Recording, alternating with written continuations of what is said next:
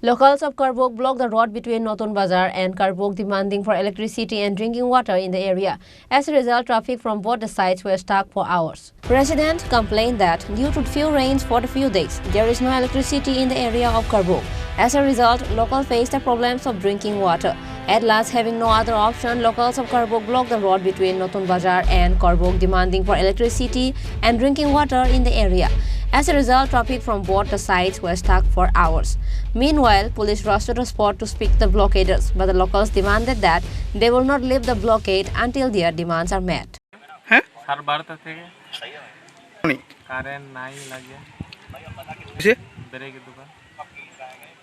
আমি তো নতুন বাজার দ্বীপ আসছিল একটা রিজার্ভ আসছিল ওখানে যাইতে পারে না 1.5 ঘন্টা হয়েছে এখন 1.5 ঘন্টা পর্যন্ত আটকে আছে আইছে তারা কথা কইছে এইদিকে গ্রামের দিকে গেছে পুলিশ অফিসারও গেছে আর ইলেকট্রিক অফিসারও গেছে তারা দেখলো আইছে গেছে তারা তো বলে সারে দিবেন শুনছে আর কি এখন পথ অবরোধকারীরা কি কইতাছে তোমরা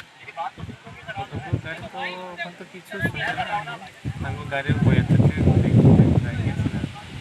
Bureau Report, Chini Khorang.